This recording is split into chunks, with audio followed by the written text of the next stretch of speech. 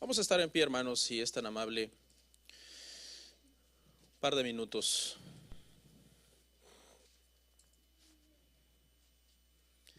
Hechos, hermanos, capítulo 17,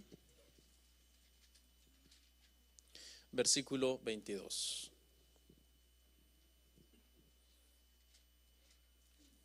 ¿Lo encontró? Vamos a leer, hermanos, hasta el verso 28, por favor. Vamos ahí, voy a ir leyendo y usted va siguiendo ahí, hermano, el pasaje. Dice la palabra así.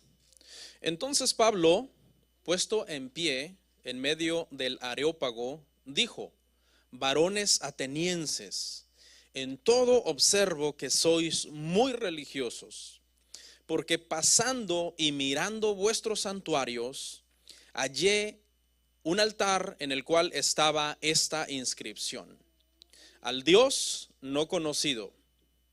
Al que vosotros adoráis, pues, sin conocerle, es a quien yo os anuncio, el Dios que hizo el mundo y todas las cosas que en él hay, siendo Señor del cielo y de la tierra, no habita en templos hechos por manos humanas. Dice, ni es honrado por manos de hombres, como si necesitase de algo, pues él es quien da a todos vida y aliento a todas las cosas, y de una sangre ha hecho todo el linaje de los hombres, para que habiten sobre toda la faz de la tierra, y les ha prefijado el orden de los tiempos y los límites de su habitación, para que busquen a Dios, si en alguna manera, palpando, puedan hallarle, aunque ciertamente no está lejos de cada uno de nosotros, porque en él vivimos y nos movemos y somos, como algunos de vuestros propios poetas también han dicho, porque linaje suyo somos. Amén. Oramos. Ore por mí. Padre, en el nombre de Jesús, me presento en esta mañana ante tu presencia, Señor, delante de tu iglesia, de tus hijos, de tus hijas, para que el día de hoy, Señor, ellos sean iluminados con tu palabra, guiados con tu Espíritu Santo, convencidos, Señor, de la verdad que está escrita en la Biblia. Dame gracia, dame entendimiento, Señor, para poder predicar el día de hoy con sabiduría, con autoridad, y tu palabra sea expuesta claramente y de una forma, Señor, sencilla también, para que no pongamos pretexto que no entendimos. Te lo pedimos en Cristo Jesús. Amén. Siéntense, hermanos.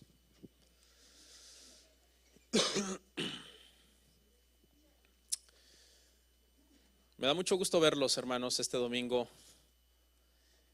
Pensé que el frío los iba a asustar. ¿A cuántos los despertó, hermanos, el viento en la madrugada? Estaba soplando fuerte este frente frío que viene del norte y amanecimos con frío. Pero Dios es bueno y aquí estamos en su casa para darle la gloria al Señor. Hermanos, estamos viendo una serie que se llama Cimientos y Columnas. El propósito de esta serie, hermano, estos domingos, es que de verdad lo que creemos, lo que hablamos, lo que practicamos, sea sano de acuerdo a la Biblia. Hermanos, hay mucha gente cristiana, lamentablemente, que practica muchas cosas o cree muchas cosas o hace muchas cosas por mera tradición. Me atrevería a decirles, hermano, que hay personas que ni siquiera saben orar. Aunque tengan 20 años, 25 años en el evangelio, si tú le dices ore y le das el tiempo que comience a orar, no saben orar. Oran de una manera antibíblica, contradiciendo la soberanía de Dios y contradiciendo, ¿verdad?, lo que Dios nos manda hacer, humildes, sencillos. Y le podría citar muchos otros ejemplos. El tema el día de hoy, hermano, es: creo en el Dios de la Biblia. El título suena un poco extraño, pero espero que conforme avancemos usted entienda el título y le quede claro por qué estamos hablando esto. Creo en el Dios de la Biblia. La era cristiana, hermano, que data de hace 2000 años aproximadamente para acá, según han ido pasando los siglos, la postura de las personas hacia Dios ha ido cambiando. ¿Ok? En los primeros siglos de la era cristiana, la existencia de Dios no era cuestionada. Es más, hasta los griegos, que tenían muchos dioses y eran politeístas, decían: pongamos un altar por si hay un Dios que nos falta. Y les faltaba el único Dios verdadero. O sea, aún los filósofos, gente sabia, gente inteligente, tenían la noción y la sabiduría de saber que si hay una creación, hay un creador. Así que en los primeros siglos, hermanos, la existencia de Dios no era cuestionada por las personas. Si alguien en aquellos entonces se atrevía a decir que no creía en un creador o que no creía en un Dios, en alguien que le puso el diseño tan perfecto que tiene todo lo que nosotros vemos, lo tachaban hasta de loco en aquellos entonces. ¿Cómo es posible? ¿Tú no crees en un creador? ¿Tú no crees en un Dios, en un ser todopoderoso que creó todo lo que existe? Pero las cosas, hermano, han ido cambiando con el paso de los siglos y hoy es al revés. Hoy, si tú dices yo creo en Dios y yo creo que hay un creador, un diseñador de todo lo que vemos, entonces te dicen que tú estás loco, que eres un fanático, que eres un religioso. Vemos cómo han cambiado las cosas, cómo han ido dando un giro, hermano, a lo largo de los siglos. Fueron surgiendo filósofos, pensadores, humanistas, y comenzaron a cuestionar al Dios de la Biblia. Porque aún en aquel entonces, hermanos, siglo XVII, XVIII, XIX, cuando comenzaron a surgir los grandes pensadores, no se atrevieron inmediatamente a refutar la existencia de un Dios, sino que comenzaron a cuestionar si el Dios que creó todo es de verdad el Dios de la Biblia. Esa fue la cuestión. Así fue como comenzó a surgir la duda de la creencia de Dios. Y luego evolucionó y llegó a cosas peores como lo es el ateísmo el día de hoy. Pero todo comenzó por decir: sí creemos en un creador, pero ¿quién nos garantiza que ese creador es el de la Biblia? Que los cristianos dicen que es el mismo. ¿Por qué no tenemos derecho a nosotros decir que no es el mismo? Que es otro ser. Entonces, eso fue evolucionando, hermano, y le voy a hablar de unas corrientes. Esto no lo tiene que memorizar, nada más es para que sentemos una introducción y entendamos el tema. Pero cuando se comenzó a cuestionar si el Dios que creó todo era el Dios de la Biblia, comenzaron a surgir estos movimientos. El primero, el teísmo. Hice unas láminas para estas corrientes filosóficas. No sé si las podemos poner. El teísmo, hermanos, surgió y empezó a decir: creemos en un Dios o varios dioses que crearon todo lo que existe y creemos que ese ser tiene de alguna forma participación activa con lo que creó. O sea, él está en actividad con lo que creó. Dentro del teísmo podríamos clasificarnos nosotros también. Nosotros sí creemos que hay un Dios, solamente que nos diferenciamos de otros teístas, porque hay teístas que dicen sí, pero no es el Dios de la Biblia. Y nosotros somos teístas en el sentido que decimos: sí hay un Dios creador que está participando activamente en el universo y es el Dios de la Biblia, al que nosotros llamamos Jehová, al que nosotros llamamos Jesús, el Dios trino del que la Biblia nos habla. ¿Ok? Entonces, en ese sentido, por decirlo así, nosotros somos teístas. Luego, hermanos, del teísmo derivó el deísmo. Suena muy parecido, pero hay una diferencia en el sentido de que el deísmo enseña que sí hay un Dios, que sí hay un creador, pero se fue muy lejos y no participa con su creación. O sea, Dios se fue, se olvidó de su creación y el mundo es regido únicamente por las leyes naturales. Usted sabe, las leyes de la física, las leyes de la gravedad, las leyes del ciclo del agua, y entonces ese Dios es un Dios lejano. Hay una controversia actualmente, hermano, entre si los que fundaron este país eran cristianos ortodoxos o eran deístas. mucha gente dice que en realidad eran deístas. Gente que sí creía en Dios, pero no en el Dios de la Biblia. Porque el Dios de la Biblia es un Dios que está participando activamente con su creación. No es un Dios indiferente ni distante, sino es un Dios que cuida y vigila su creación todo el tiempo. Ni un segundo se duerme Él, teniendo el control absoluto de todas las cosas. Entonces, usted tiene que entender la diferencia entre teísmo y deísmo, en el sentido de que el teísmo dice, si hay un creador, participa activamente en su creación, y el deísmo dice, si hay un creador, pero no participa activamente en su creación. Se fue, está lejos y no tiene nada que ver con nosotros. Pero como las cosas, hermano, cuando comienzan a tomar un mal rumbo y no se corrige ese rumbo, a veces se va corrompiendo todavía más. De ahí surgió, hermanos, el agnosticismo, los agnósticos, agnosticismo. Esta postura enseña que no hay suficientes pruebas para negar la existencia de Dios y tampoco hay suficientes pruebas para ratificar la existencia de Dios. La postura de los agnósticos es de indiferencia. Ellos dicen, no negamos la existencia de Dios porque sería muy necio, tendríamos que ir a todo el universo y darnos cuenta que no existe, pero tampoco creemos que la Biblia es suficiente como para que nosotros creamos en el Dios de la Biblia.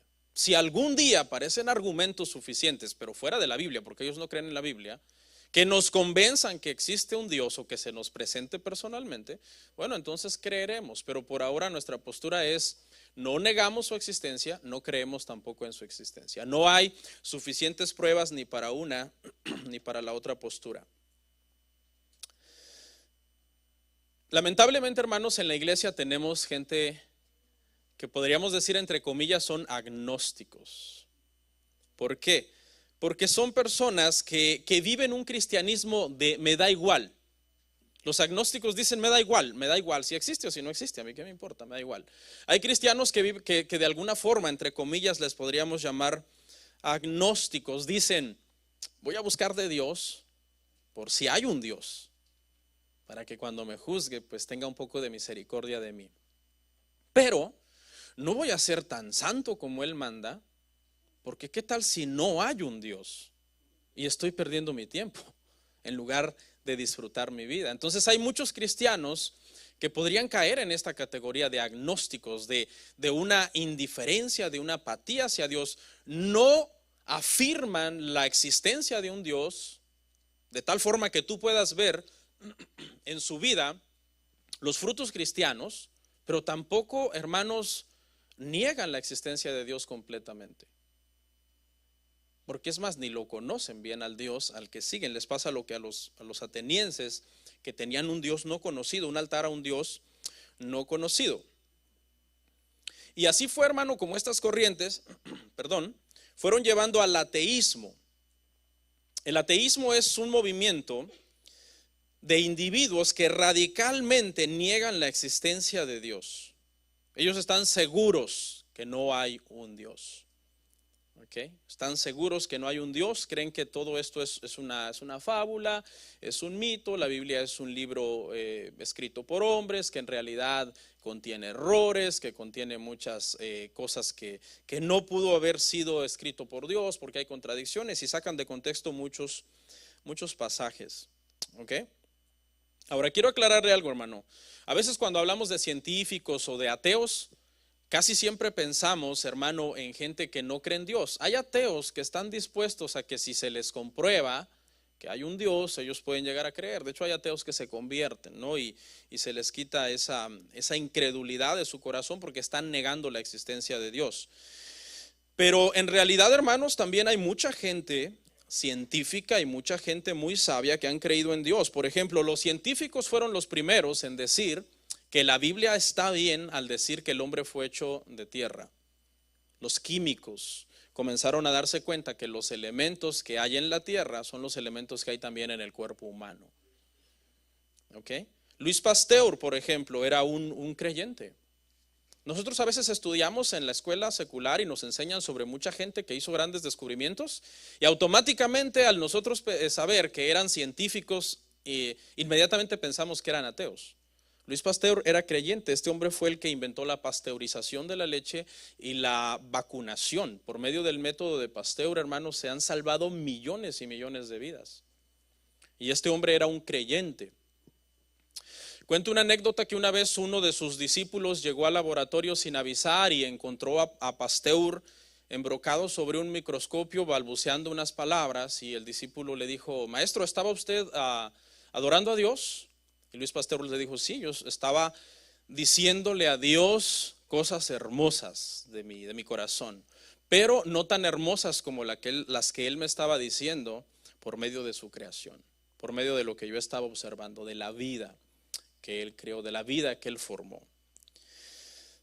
Immanuel Kant, por ejemplo, que también fue un filósofo que mucha gente inmediatamente cuando oye Immanuel Kant piensan que era ateo. En realidad él creía en la existencia de un ser poderoso que después de la vida iba a juzgar a las personas que en esta tierra habían hecho una injusticia por la cual no habían pagado.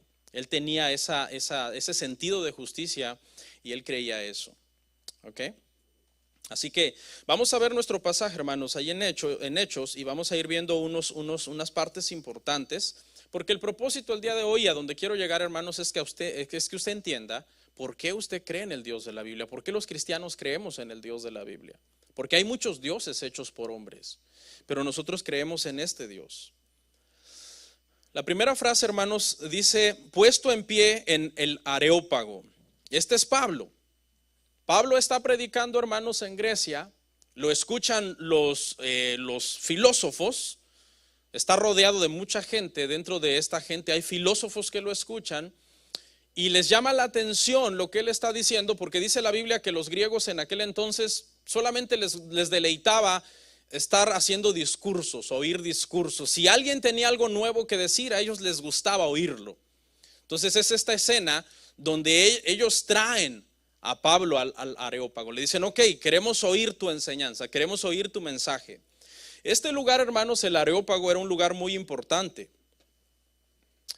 En el contexto usted tiene que entender, gracias, que el Areópago en aquel entonces era una especie de corte, como las cortes del día de hoy en ese sentido, pero quizás estructuralmente no era igual. Ahí se reunían los patriarcas de una ciudad para tomar decisiones religiosas y para tomar decisiones políticas. La gente que estaba ahí era gente muy preparada, no era cualquier gente. De hecho, en la audiencia de Pablo estaban los filósofos epicúreos y los filósofos estoicos. Ahorita les voy a explicar un poco en qué creían ellos. Estaban los atenienses, los judíos. Había gente de muchos trasfondos, tanto filosóficos como religiosos también, porque esta gente era muy religiosa. Y Pablo les habla, estando en este lugar, estando en esta corte, en medio de todos. Él se dirige a ellos y les dice: varones atenienses. Comienza a abrir su discurso con esta frase. Una frase de mucho respeto, porque les está hablando, hermano, a unas personas que eran una potencia militar. Los griegos eran una potencia militar tremenda en ese entonces, y cuando alguien en el Areópago decía algo o declaraba algo que a ellos no les gustaba, lo mataban. De hecho, si usted lee la historia, 400 años antes de que Pablo estuviera parado ahí en ese Areópago, estuvo parado ahí Sócrates en ese lugar.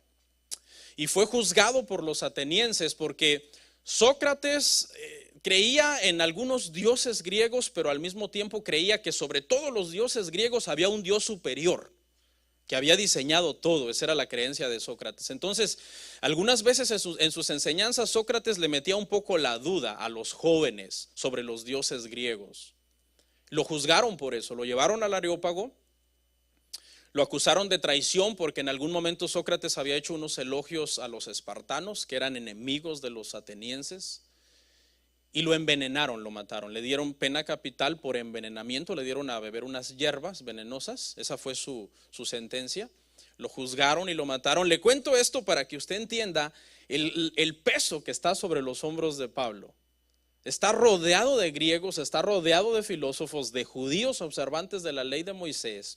Y tiene que ser muy sabio para poder predicar el evangelio, poder presentar al Dios verdadero delante de un montón de gente que cree en muchos dioses.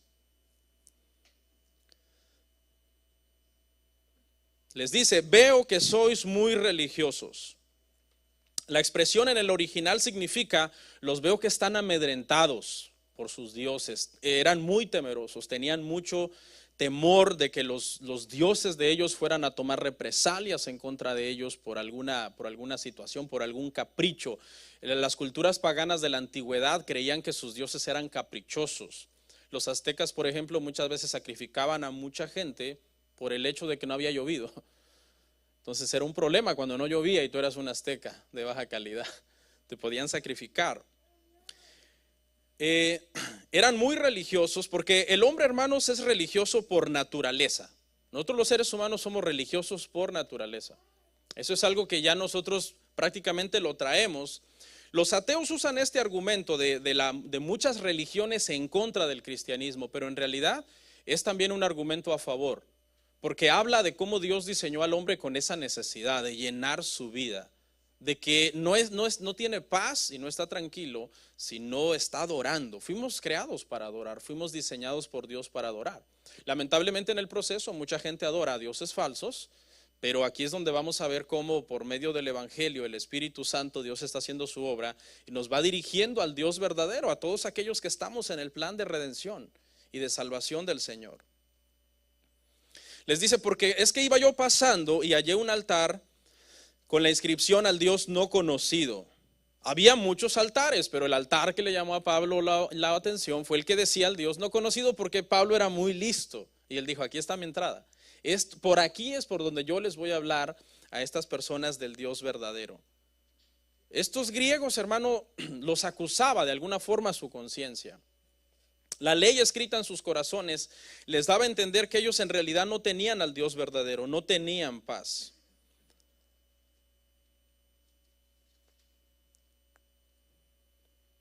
Pero igual como hace un rato hice un paralelo entre los cristianos agnósticos que ni afirman la creencia de Dios, ni niegan tácitamente la creencia de Dios, también, hermanos, hay cristianos que caen en esta categoría, que están adorando al Dios no conocido. Porque si usted no lee su Biblia, hermano, sistemáticamente y regularmente, usted no conoce a Dios. Porque la revelación de Dios, todo su carácter, su naturaleza, su santidad, quién es Él, está escrito en las páginas de la Biblia. Yo creo, hermano, que si nosotros en las iglesias evangélicas en todo el mundo nos tocara sentar a la gente, hermano, que no lee la Biblia, quizás 2, 3 quedarían sirviendo en las iglesias. Si dijéramos, ok, hermanos, un requisito para poder servir en las iglesias es que tú leas tu Biblia sistemáticamente todos los días con el propósito de alimentarte espiritualmente, de tener sabiduría de Dios, de temer a Dios y que eso produzca en ti un testimonio cristiano, me temo, hermano, que muy pocos podrían seguir sirviendo en las iglesias, porque muchos cristianos adoran a un Dios no conocido, un Dios del cual ellos no escudriñan en las páginas de la Escritura. Continuamos con Pablo. Pablo les dice, el Dios que hizo el mundo. Esa es una de las primeras características de Dios. Dios, el Dios de la Biblia, hermanos, es el Dios creador. Y el único Dios creador. Ningún otro Dios tiene la capacidad de crear. Nosotros adoramos al Dios creador. Es una de las principales revelaciones de cómo Dios se revela en su palabra. Yo creo todo lo que existe. No hay nada en este mundo, el mundo y su plenitud, todo lo que en el mundo habita es mío, dice el Dios de la Biblia. Los demás ídolos son dioses creados por el hombre. Esta es una prueba entre el Dios verdadero y los ídolos. El Dios verdadero es un Dios creador. Pero Pablo no está tirando los dardos al aire. Pablo sabe quién está ahí. Estaban los epicúreos, dice en el verso 18, si usted lo quiere leer en su casa, dice que estaban los epicúreos y los estoicos. Y esta frase donde Pablo presenta a Dios como el creador del mundo es, en primer lugar, porque esta corriente, hermano, de los epicúreos decían que la materia es eterna. Ahí está en pantalla. Ellos creían que la materia es eterna. No quiero entrar mucho en conceptos filosóficos porque a veces resultan un poco difíciles, pero es un concepto tan difícil de comprender y tiene una contradicción en sí mismo. Porque ¿cómo es que la materia es eterna? O sea, nunca en la historia ha habido un momento en que no ha habido materia. La Biblia no dice eso. La Biblia dice que la materia es creada. ¿Ok? Y que el que es eterno es ¿quién? Dios. Que hubo un momento en el que no había nada y Dios comenzó a crear por sus decretos eternos, por su palabra. Entonces Pablo está contradiciendo a esta gente. Él está diciendo, hay un creador. Ay, ¿quién hizo a Dios? Es que a Dios nadie le hizo. Porque por eso Dios es eterno, es uno de sus atributos. Él decidió comenzar a crear. Y de hecho, esta postura que le acabo de decir es la que tiene sentido. Porque para que algo exista hoy es porque siempre ha existido alguien. No tiene sentido en que en un momento no existía nada y de entonces comenzó a surgir las cosas de la nada. No, siempre ha existido alguien. Dios es eterno. No lo podemos entender en este mundo, en este cuerpo. La eternidad es algo que no podemos comprender. El tiempo, nos cuesta entender el tiempo. Pero este es el concepto, hermano, correcto. El concepto correcto es que siempre ha existido alguien, Dios, y que de allí surgió algo. Porque es ilógico que de la nada surja algo. Es un concepto tan sencillo, es lo que se le llama el argumento cosmológico, que todo efecto tiene una causa. No hay efecto que no tenga una causa. Solo Dios, pero Dios no es una cosa, Dios es un ser. ¿Ok? Todo el universo, todo lo creado, todo lo que es materia tiene una causa. Esa es una ley, la ley de la causalidad. Lo puede investigar. Los científicos jamás han podido refutar la ley de la causalidad. Todo efecto tiene una causa. Y también están los estoicos, y los estoicos, hermano, eran panteístas. No tiene que aprenderse estas palabras, pero el panteísmo es una corriente filosófica griega que enseña que sí creen en un Dios, pero creen en un Dios que es parte de la naturaleza. O sea, Dios es parte de la naturaleza es parte de Dios. Un árbol es Dios, una roca es Dios, el mundo es Dios. Y entonces dicen, su lógica es, si Dios es parte de la naturaleza, Él no puede ejercer dominio sobre la naturaleza, porque estaría ejerciendo dominio sobre sí mismo.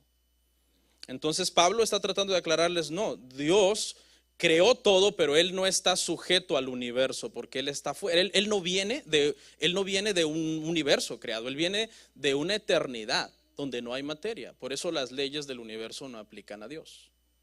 Continuamos, Génesis 1:1.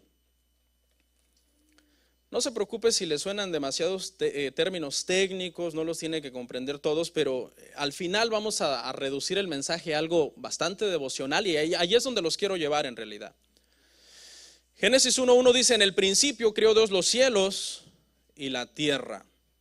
En el principio, ¿qué tuvo un principio? Las cosas creadas, la materia tuvo un principio. ¿Ok?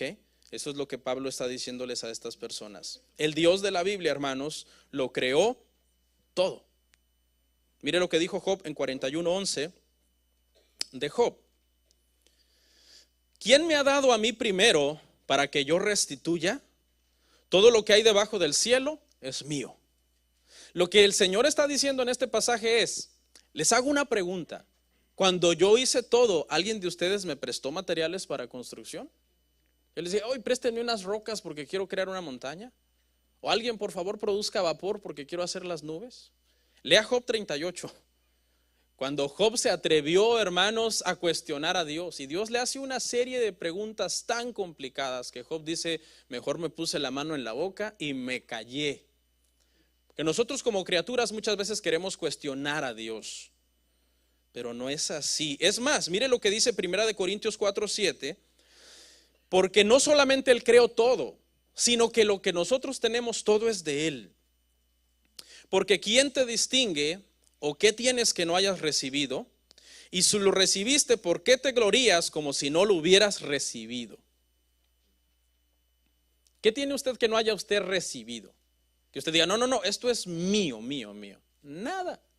Todo lo hemos recibido. Quizás indirectamente, directamente, de alguna persona que te lo dio, pero indirectamente de parte de Dios, que es el que orquesta todo lo que está pasando en nuestra vida.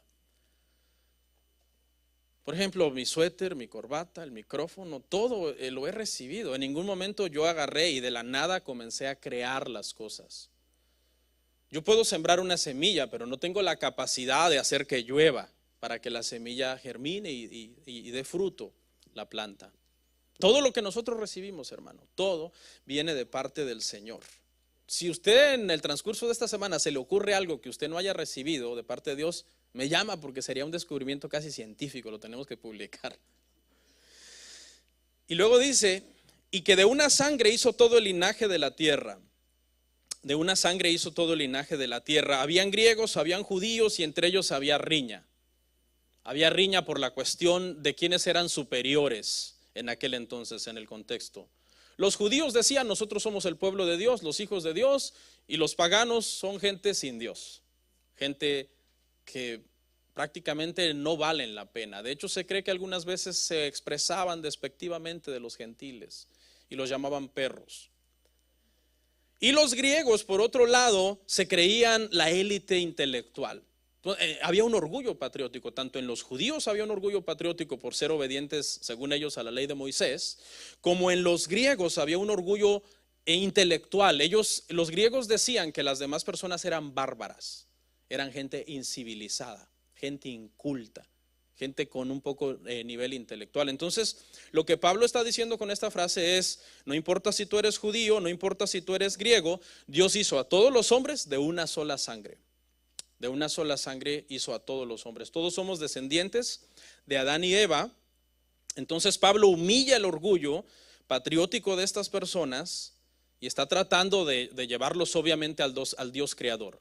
Dios es el Dios creador del mundo, también es el Dios creador de la raza humana. Todos los humanos venimos de una sola sangre, así que cuando usted ve a su hermano y lo ve diferente de usted, no importa si físicamente es diferente de usted. Genéticamente somos humanos, somos descendientes de Adán y Eva. Tenemos un creador, tenemos un principio. Por eso es que en Cristo, hermanos, se deben derribar las barreras culturales, las barreras de costumbres, las barreras de comidas, las barreras económicas, porque en Cristo nosotros hemos sido llamados a ser uno. La iglesia debe de ser un lugar donde todos nos amamos y donde, hermanos, todos nos aceptamos y nos apoyamos unos a otros. Luego continúa y les dice, les ha prefijado el orden de los tiempos y los límites de su habitación. Y todo esto lo que significa es que el Señor provocó que surgieran naciones. Dios lo permitió, el origen de las naciones, Génesis 10, permitió el levantamiento de grandes imperios, la caída de los imperios, que de alguna forma comenzaran a surgir civilizaciones en diferentes lugares con diferentes rasgos humanos. Eso es lo que significa aquí. Por ejemplo, los asiáticos, los africanos, los anglosajones, los latinos. Eso es lo que está diciendo acá. Dios orquestó todo para que existan las naciones. Obviamente en Cristo ahora ya no hay tribu, ya no hay lengua, ya no hay nación, porque todos doblamos rodillas delante de Él y lo adoramos al Señor.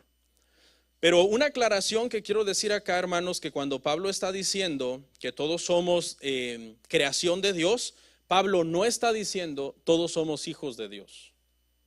Eso no es lo que está diciendo Pablo. Pablo está preevangelizando.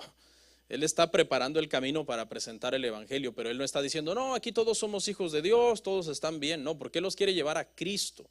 Y nosotros sabemos que si tú eres nuevo en el evangelio y tú quizás estás visitando la iglesia, no hay forma de ser hijo de Dios si no es por medio de Jesús. Porque Él es el camino, la verdad y la vida. Él es el que nos lleva al Padre. Él es el que nos hace ser hijos de Dios. Si no tienes a Cristo en tu corazón, solamente eres creación. Linaje de una sola sangre de donde salieron todos los seres humanos.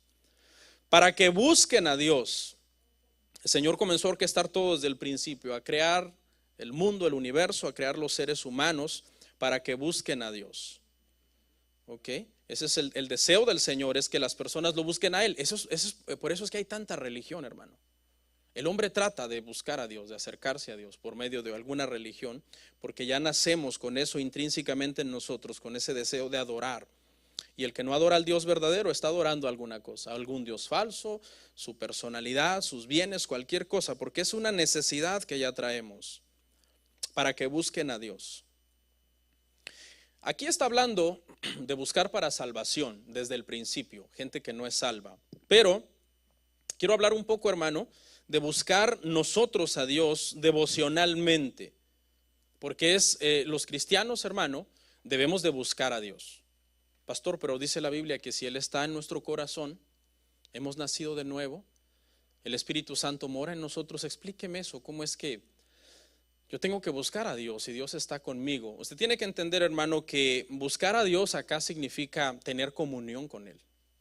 Tú puedes ser cristiano y no orar, no leer la Escritura, congregarte cuando quieres o cuando puedes. Y Dios está ahí, el Espíritu Santo está ahí. Pero lo estás contristando porque tú en realidad no tienes comunión con el Señor. Por eso hay términos, por ejemplo, hay términos que los tenemos que entender así, mire. Cuando dice el Señor, acérquense a mí y yo me acercaré a vosotros. ¿Qué significa? Significa que el Señor está a millas de distancia y que si yo comienzo a dar los primeros pasos en dirección de Él, Él va a comenzar a caminar en dirección hacia mí. No, no significa eso. Así es como nosotros lo imaginamos. Pero lo que significa es, Él está en nuestro corazón y en la medida en que nosotros oremos y leamos su palabra, vamos a empezar a ver su bendición. Bendición espiritual primeramente. Gozo, paz, dar frutos, tener amor. No es algo literal, acérquense a mí y Él está lejísimos. ¿Entiende la figura de lo que le estoy hablando? Me interesa que entienda esto porque esto es fundamental. ¿Cómo es eso? Que Dios se va a acercar a mí si Él está en mi corazón. Está hablando en términos espirituales de la bendición del Señor, de la mano del Señor, del favor de Dios sobre ti. Cuando tú estás mal espiritualmente, no esperes que te vas a sentir bien.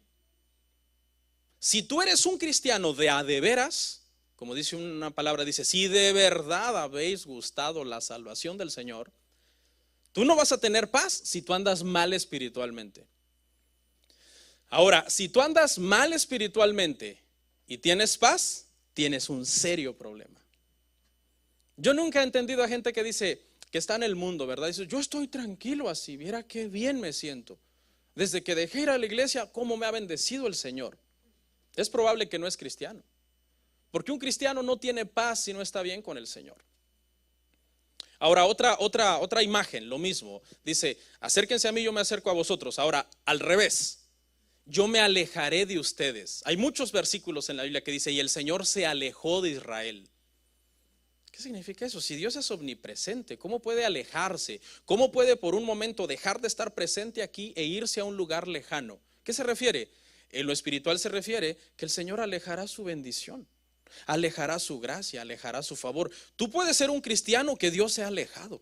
Estaba ahí Dios, ¿verdad? Y sigue estando ahí, pero espiritualmente se ha alejado.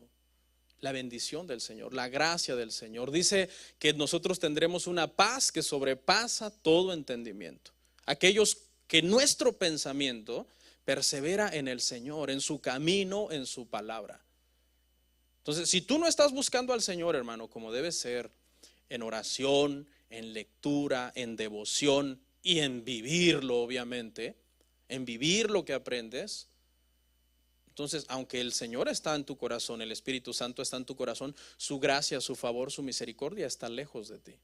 Y por eso muchas veces te vas a sentir deprimido, agotado, exhausto, angustiado, que no tienes paz en tu vida, porque estás descuidando lo más importante, la comunión con Dios. Nunca deje de buscar al Señor. Mire lo que dice 2 de Timoteo 1:6.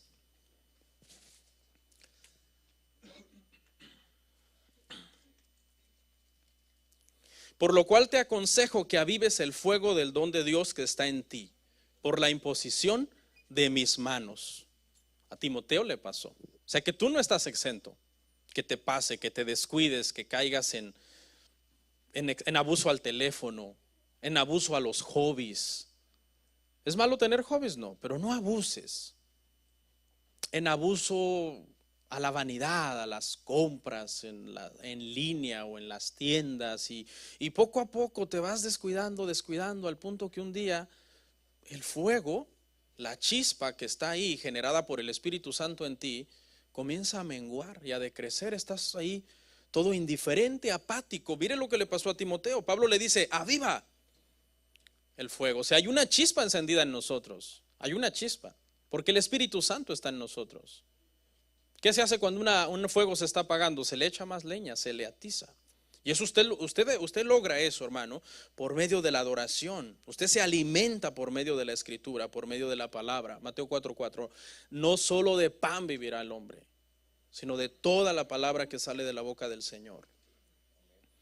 La Confesión de Westminster hace esta pregunta. Dice, ¿cuál es el fin principal de la existencia del hombre? Y la responde de la siguiente forma: el fin principal de la existencia del hombre, escuche, es glorificar a Dios y gozar de su presencia por siempre jamás. Hermano Víctor, cuando recogía las ofrendas, hablaba de eso, de la presencia de Dios. Y decía él, ¿cómo puede haber un cristiano que diga, no me importa si la tengo o no la tengo, o si no estoy en la presencia del Señor? Leo una vez más la respuesta, hermano, porque me gustó mucho. Dice, el fin principal de la existencia del hombre es glorificar a Dios y gozar de su presencia por siempre jamás. Es un gozo para nosotros, hermano. El que estamos conectados con Dios, en que el fuego en nuestro corazón, hermano, está ardiendo en todo tiempo. No lo descuides. Dobla rodillas en tu casa, ora, lee la Escritura. Pastor, esto es algo que me han repetido por tantos años. Pues sí, porque esto es el Evangelio. Esta es la esencia del Evangelio. No podemos cambiar este mensaje y mientras yo tenga vida no dejaré de decirte esto. Que es, pastor, pero son principios demasiado sencillos. ¿Y por qué si son tan sencillos no los practicas? Ahí está el detalle. Pastor, orar. ¿Quién no sabe que hay que orar? Pues ora. Pastor, ¿y qué cristiano no sabe que tiene que leer la Biblia? ¿Y la lees? La lees, porque si lo sabes y no lo haces, dice que el que sabe hacer lo bueno y no lo hace, le es contado por pecado. Luego por eso, hermano, después surgen tremendos problemas en las familias, infidelidades y tanta cosa. ¿Por qué? Porque se ha descuidado la vida espiritual. Y cierro con la última frase que quiero analizar del pasaje, y Pablo dice, en él vivimos y nos movemos. Esta frase era conocida para los griegos. Pablo está citando a un poeta que se llamaba Epiménides, un poeta griego, un filósofo griego. Él había dicho esto ya. ¿Okay? Y Pablo está confirmando que de alguna forma esto era verdad, porque algunas veces, hermano, la gente que no es verdaderamente hijos de Dios dicen la verdad, ¿no? Por ejemplo, ¿se acuerda cuando Balaam, que llegó a ser un falso profeta, profirió palabra? ¿Eran palabras verdaderas? Sí. ¿Están escritas? Sí. ¿Son palabras de Dios? Sí. Y era un falso profeta, porque algunas veces alguien puede decir una verdad. El mismo Satanás les dijo ciertas verdades a Adán y a Eva disfrazadas con mentiras en el jardín del Edén. ¿Sabía usted que el primer comentarista de la Biblia fue Satanás? Él fue el primer comentarista. Él fue el primero que agarró la palabra de Dios y dijo, ok, déjense, las voy a desglosar. ¿Okay? Cuando Dios dijo que cuando ustedes comieran morirían, realmente ahí significa, ¿verdad?, que ustedes van a ser como Él. Pero tenga mucho cuidado qué Biblia lee, hermano. Tenga mucho cuidado a qué predicador oye. No se coma todo lo que ponen en internet. Porque hay gente que comenta la Biblia, pero al estarla comentando, la sacan de su contexto, la tuercen y enseñan cosas erradas. Y después surgió Cristo como el mejor comentarista de la Biblia y se enfrentó contra Satanás comentando la Biblia y corrigiéndolo. Y Satanás se la trazaba fuera de contexto y Jesús le decía, no, porque escrito está, no solo de pan vivirá el hombre. No, porque escrito está, no tentarás al Señor tu Dios. Tenemos que tener cuidado, hermanos, cuando nosotros aprendemos la palabra, de quién la aprendemos o qué Biblias leemos. Todas las Biblias, hermano, hay Biblias que de repente los comentarios están mal. Tengan cuidado con lo que usted lee. En él vivimos y nos movemos. En él. Los griegos tenían la noción de un Dios que tenía este poder. Le llamaban el logos. Hay un logos, hay una fuerza detrás de todo. Así era como los griegos se referían al Dios no conocido. De repente al Dios no conocido le llamaban el logos, ese Dios que no alcanzamos a comprender. Hace 8 días creo comenté que yo no entiendo cómo es que uno tiene el poder de moverse. ¿Se ha dado cuenta que nosotros tenemos el poder autónomo de movernos? Es algo que ¿de dónde sale? ¿De dónde sale mi cerebro? ¿De dónde? No entiendo. Si tú agarras un balón de fútbol y tú le pegas una patada, cuando está inmóvil se le llama estado de reposo. Ese balón puede pasar 1000 años en el mismo lugar si no hay una fuerza externa que lo empuje, que lo jale, que lo atraiga. Porque no es un ser, es una cosa. ¿Ok? Cuando usted lo patee, dependiendo de la fuerza que usted le dé, ese balón va a tener una cierta inercia, una cierta fricción con los objetos que vaya chocando, y tarde o temprano va a volver a su estado de reposo. Y luego va a necesitar una vez más una fuerza externa, una patada, el viento, algo que lo empuje, porque en sí mismo no tiene la capacidad jamás de moverse.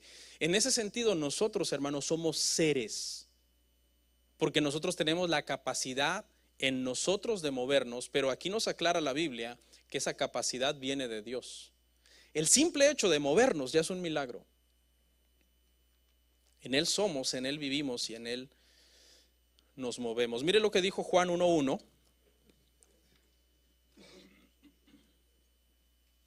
Juan 1:1, hermanos. Voy predicando así despacio porque es un tema un poco que tiene algunos términos y no quiero que se confundan. En el principio era el verbo, y el verbo era con Dios, y el verbo era Dios. El logos. Lo que los griegos decían, hay un logos, hay un Dios no conocido, hay una fuerza. En Él vivimos, en Él somos, en Él nos movemos. Pablo les dice sí, y Juan dice que ese logos es ¿quién, hermanos? Jesús. Y la Biblia lo confirma, que el Padre hizo todo por medio del Hijo. Y por medio del Hijo también, hermanos, sostiene todo lo que existe. El Dios de la Biblia tiene un hijo. El Dios de la Biblia envió a su Hijo a morir por nosotros para darnos vida eterna. Ese es el Dios de la Biblia, es el Dios en el que nosotros creemos. ¿Por qué es tan importante creer en el Dios de la Biblia? Porque es el único Dios verdadero. Y nosotros nos tenemos que basar en la Biblia para adorarlo como Él manda y para creer en Él tal y como Él es, tal y como Él se revela. Para que no dependamos de una revelación extra que alguien tuvo y que dijo, no, yo vi o yo soñé o mi abuelita me dijo. No, tenemos que ir a la Biblia y creer, hermanos, en el Dios de la Biblia. El Dios de la Biblia es aborrecido, como usted no tiene una idea. Mire, le voy a citar unos quotes de unos filósofos. Por ejemplo, mire, no sé si alguien ha visto la famosa película Dios no está muerto. Así se llama, ¿verdad? Dios no está muerto. Esa película de alguna manera se hizo porque se estaba tratando de refutar a Friedrich Nietzsche. Este hombre dijo, Dios está muerto, ha perecido por un caso terminal de piedad. Ha perecido por un caso terminal de piedad. Su comentario es un comentario burlón diciendo, en otras palabras lo podríamos parafrasear, que Friedrich Nietzsche dijo, Dios se murió por pasarse de bueno, como una burla. Y todo esto obviamente se introdujo en el siglo XX en las universidades y mucha gente comenzó a dudar de Dios y a dudar de la palabra y a dudar específicamente del Dios de la Biblia. Carlos Marx dijo, la religión es el opio de los pueblos. O sea, la religión duerme a la gente. La religión pone a la gente pasiva, porque este hombre obviamente era un promotor del comunismo. Entonces, es el opio de los pueblos en el sentido de que, míralos cómo los tengo aquí, calmaditos, controladitos. Eso es lo que estas gentes querían sembrarle a las personas, la desconfianza de la religión, la desconfianza de Dios, la desconfianza del cristianismo, específicamente del Dios de la Biblia. Y yo ahorita les voy a explicar por qué el Dios de la Biblia es tan odiado, tan atacado. Mire, Sigmund Freud, el padre del psicoanálisis, dijo, la religión o creer en Dios es para los hombres como una muleta.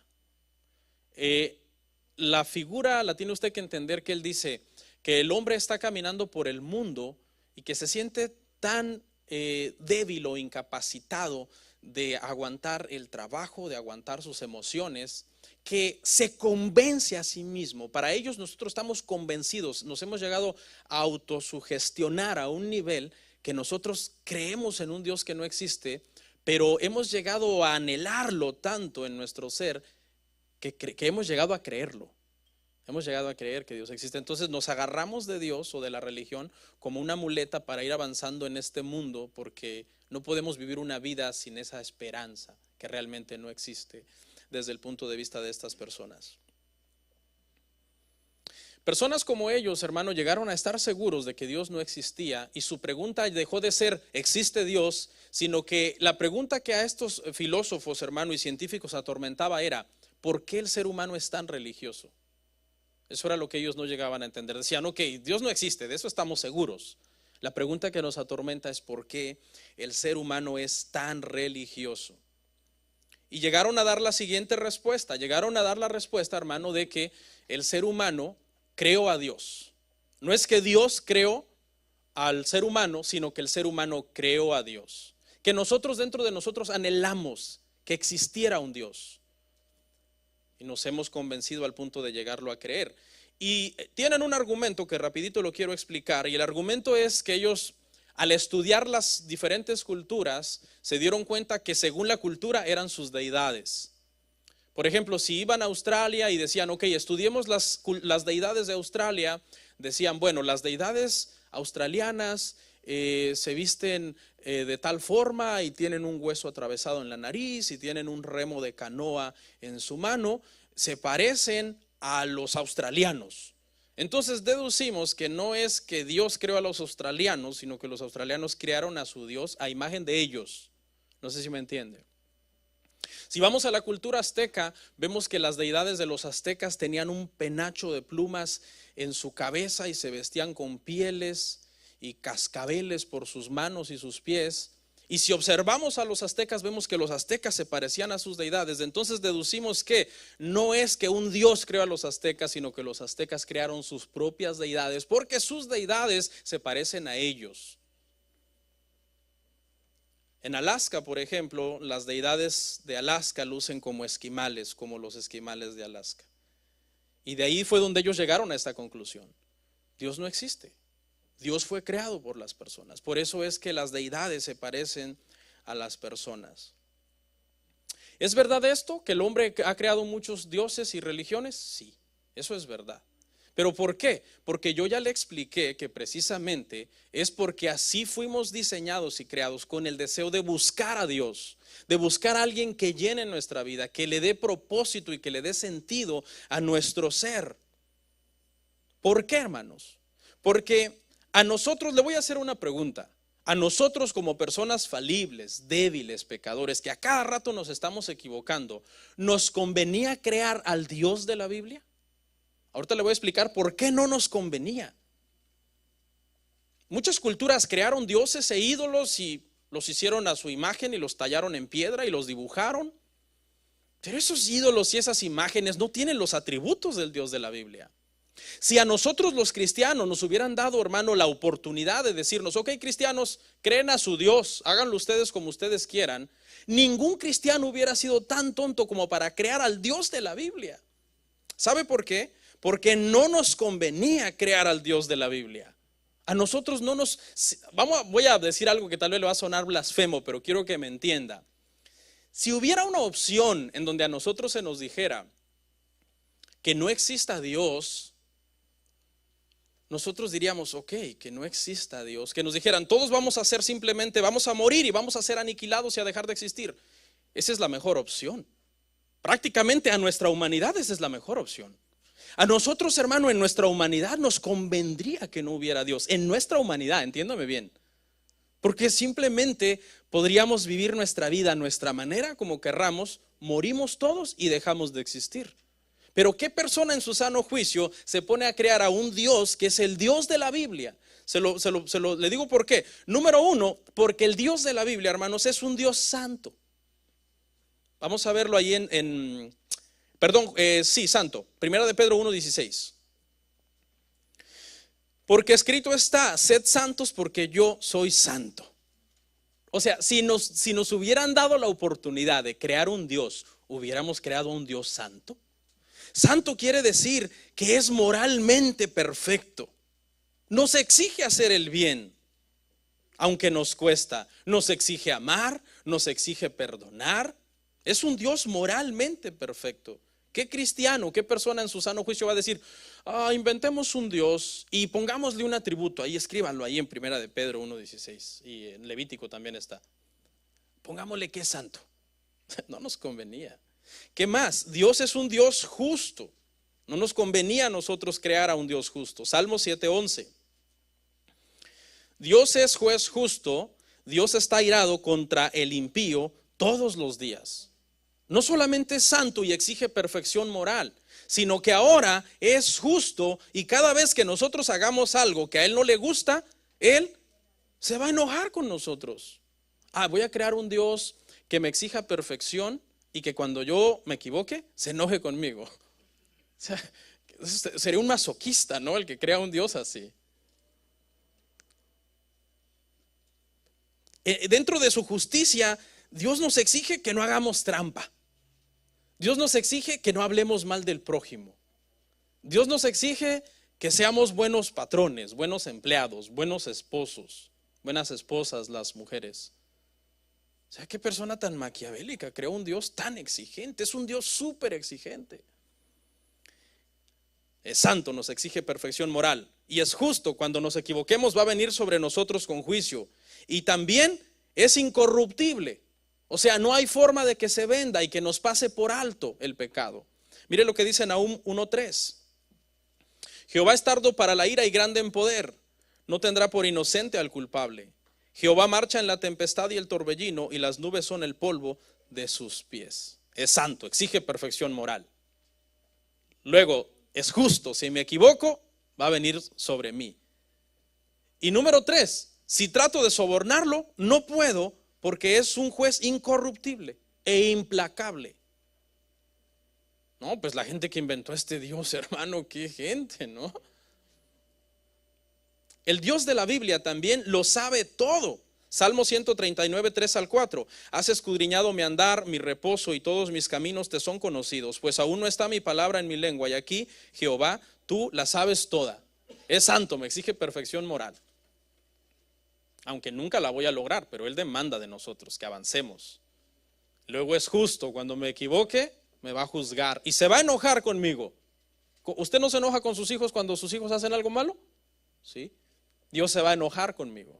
Luego, cuando me venga a juzgar y yo trate de comprarlo, es incorruptible, porque no tendrá por inocente al culpable. Y si yo trato de engañarlo, lo sabe todo. Que yo le diga, Señor, me estás confundiendo con mi hermano gemelo. Como esos programas de la señorita Laura, ¿no? Que siempre decía, ese es mi gemelo. Cuando decían, pongan el video. Y ahí estaba un hombre con otra mujer. Es mi gemelo, señorita Laura. Lo sabe todo. Cuando yo esté parado frente a Él, hermano, frente a este juez perfecto, santo, justo, incorruptible y omnisciente, estoy perdido. No me conviene un Dios así. ¿Para qué creamos un Dios así, hermanos? Según los ateos. Y número 5, el Dios de la Biblia es invencible. Daniel 4:35, todos los habitantes de la tierra son considerados como nada. Y Él hace según su voluntad en el ejército del cielo y en los habitantes de la tierra, y no hay quien detenga su mano y le diga qué haces. Llegamos a la última fase donde, ok, es santo, me equivoqué, me va a juzgar, lo traté de corromper, no se pudo. ¿Cuál fue el cuarto? ¿Lo sabe todo? Llegamos a la última etapa en donde yo digo, ok, entonces ¿sabes qué, Dios? Vamos a ver si puedes castigarme. Es un Dios todopoderoso. Es un Dios invencible que yo no puedo nada contra Él. Yo no le puedo decir, espérate, ¿estás a punto de echarme al infierno? Espérate. Bueno, en el caso de una persona que no es creyente, ¿no? Que un no creyente se quiera poner a la mera hora a contender con Dios. Él es todopoderoso. No nos convenía crear un Dios así. Entonces, ¿de dónde salió este Dios? Él se reveló a sí mismo solo. Nosotros no inventamos la revelación. Él se reveló, Él se mostró a los humanos. El Dios que creó el mundo desde el principio, el Dios que creó al hombre, el Dios que hizo que de una sola sangre naciéramos y existiéramos todos, el Dios en el cual nos movemos, vivimos y somos, es el Dios de la Biblia, que a nosotros en nuestra humanidad, por decirlo así, ni nos convendría, por decirlo así, que existiera. Pero nosotros no podemos esconder esta verdad. Romanos 1:18 dice que la gente, entendiendo que había un Dios y conociendo que había un Dios, decidieron no darle gloria ni darle gracias, sino que comenzaron a honrar las criaturas, la creación antes que el Creador. ¿Por qué creemos en un Dios así? Si nos hubieran dado la opción de inventarlo, no nos convenía inventar un Dios así. ¿Por qué creemos? Cristianos, ¿por qué se torturan creyendo en un Dios así? El Dios de la Biblia es un Dios justo, santo, perfecto, implacable, omnisciente. Lo sabe todo de ti. Hasta cuando estás pensando mal de alguien, Él lo sabe. Y a Él no le agrada que estés pensando mal, se enoja. La respuesta es sencilla: nosotros no inventamos, nosotros no creamos a Dios. Hay muchos dioses creados en el mundo, muchas religiones, muchos ídolos, pero el Dios de la Biblia es un Dios único, un Dios creador, un Dios eterno, del cual emana todo lo que existe, y Él decidió revelarse a su creación por medio de los profetas, por medio de los apóstoles, por medio de su palabra escrita, y la revelación más sublime, por medio de su Hijo Jesucristo. Ese es el Dios, hermanos, de la Biblia. Vamos a orar en esta tarde.